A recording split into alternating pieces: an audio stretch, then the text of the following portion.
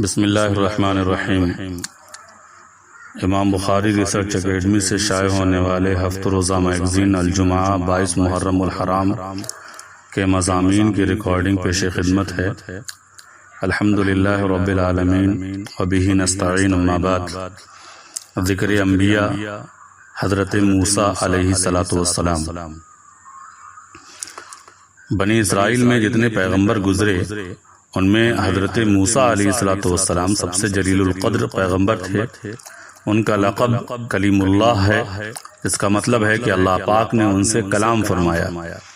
حضرت موسیٰ علیہ السلام بھی حضرت یعقوب علیہ السلام کے نسل سے تھے۔ آپ کے والد ماجد کا نام عمران اور والدہ کا نام یوکابت تھا۔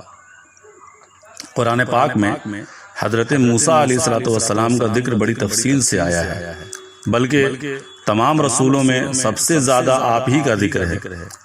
اس کی وجہ یہ ہے کہ حضرت موسیٰ علیہ السلام کو جن حالات کا سامنا کرنا پڑا، انہی سے ملتے جلتے حالات کا سامنا ہمارے پیارے رسول صلی اللہ علیہ وسلم کو بھی ہوا۔ اسی طرح ان کی قوم بنی اسرائیل جن مرحلوں سے گزری، انہی مرحلوں سے امت محمدیہ کو بھی گزرنا تھا۔ اس لیے ان کے واقعات میں حضور پاک صلی اللہ علیہ وسلم اور آپ کی امت کے لیے بہترین رہنمائی تھی۔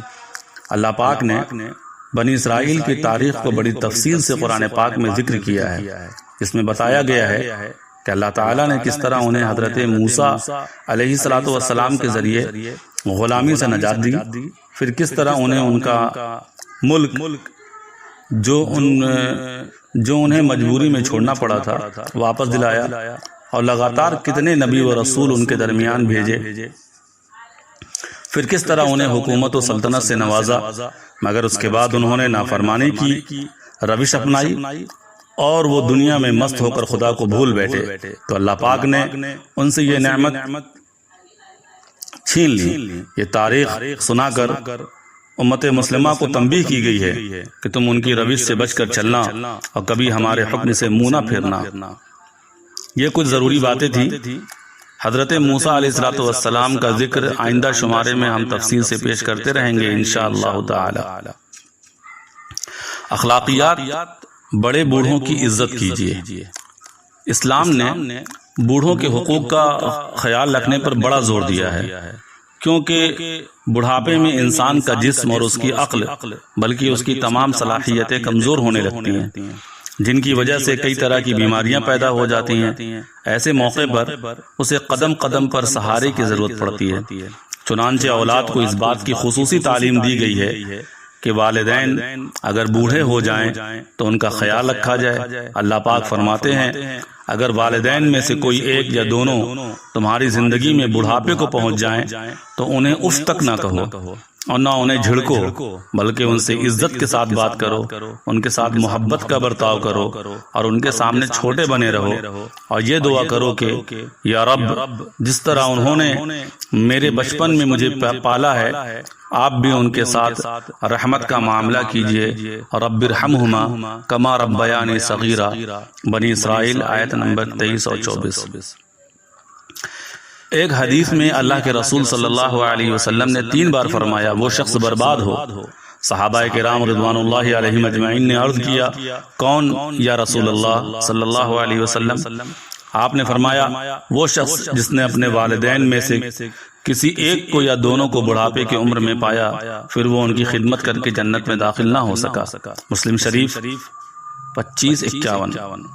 اسلام نے صرف بوڑھے ماں باپ ہی کی عزت کرنے کا حکم نہیں دیا ہے، بلکہ اس نے اس بات کی تعلیم دی ہے کہ معاشرے کا ہر بوڑھا شخص عزت و احترام کا مستحق ہے۔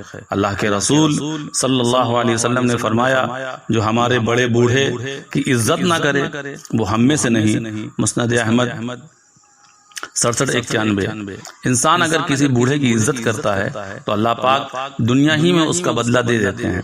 وہ اس طرح کہ جب وہ خود بوڑھا ہوتا ہے تو اللہ تعالیٰ لوگوں سے اس کی عزت کرواتا ہے۔ چنانچہ اس طرح کا مضمون ایک دوسری حدیث میں بھی آیا ہے کہ حضور صلی اللہ علیہ وسلم نے فرمایا جو شخص بڑھاپے میں کسی کی عزت کرے گا تو اللہ تعالیٰ اس کے بڑھاپے میں اس کی عزت کروائے گا۔ ترمذی شریف 20-22۔ افسوس کہ آج ہمارے سماج میں اسلام کی ان تعلیمات پر بہت کم عمل نظر آتا ہے۔ بوڑھوں کی عزت کرنے کے بجائے ان کا مذاق اڑایا جاتا ہے، ان کے ساتھ بدتمیزیاں کی جاتی ہیں۔ بعض بد نصیب اور مغربی کلچر سے متاثر ہو کر اپنے ماں باپ کو اولڈ ہاؤس میں ڈال دیتے ہیں، جہاں ان کے کھانے پینے کا انتظام تو ہوتا ہے لیکن ان سے کوئی بات کرنے والا نہیں ہوتا۔ وہ اس محبت کو ترستے ہیں جو صرف خون کے رشتے کی خاصیت ہے۔ اس لیے سماج سے اس غلط رویے کو ختم کرنا انتہائی ضروری ہے۔ اللہ تعالیٰ ہم سب کو اس کی توفیق عطا فرمائے، آمین۔ دستک وقت سب کے لیے برابر ہے۔ ہر انسان کو اللہ پاک نے 24 گھنٹے دیے ہیں، ہمیں نہ ہی 24 گھنٹے سے زیادہ وقت ملا ہے نہ ہی اس سے کم، اور اسی وقت میں ہر کسی کو کامیاب یا ناکام ہونا ہے۔ ایسا بالکل نہیں ہے کہ کامیاب لوگوں کے لیے دن میں 100 گھنٹے ہوتے ہیں اور ناکام لوگوں کے لیے صرف 24 گھنٹے۔ سبھی کو اپنی زندگی میں وقت برابر ملا ہے۔ اس لیے اصل چیز دیکھنے کی یہ ہے کہ ہم نے ہر دن اپنا وقت کس کام میں صرف کیا، ہمیں اپنے وقت کو کس طرح استعمال کرنا ہے۔ یہ بات ہمیں روزانہ پکار کر خدا نہیں بتائے گا، یہ ہمارا کام ہے کہ ہم اپنے وقت کو استعمال کرنے کا بہتر طریقہ تلاش کریں۔ جب ہم اپنے وقت کے طریقے استعمال میں ماہر ہو جائیں گے تو ہم اپنی زندگی میں کامیابی اور فتح حاصل کر سکتے ہیں۔ اس لیے اپنے وقت پر قابو رکھیں اور اس بات کی فکر کریں کہ آپ اسی وقت میں زیادہ سے زیادہ خود کو اور اپنی قوم کو کیسے فائدہ پہنچا سکتے ہیں۔ یاد رکھیے، دنیا میں ہر انسان کی صلاحیتیں الگ الگ ہوتی ہیں لیکن وقت سب کو برابر ملا ہے۔ اس لیے اگر ہم عظمت و ترقی حاصل کرنا چاہتے ہیں تو وقت کا صحیح استعمال کریں، کیونکہ وقت ہی سب سے بڑی دولت ہے۔ مستفاد بڑی سوچیں، صفحہ نمبر 76-77۔ والسلام علیکم ورحمۃ اللہ وبرکاتہ۔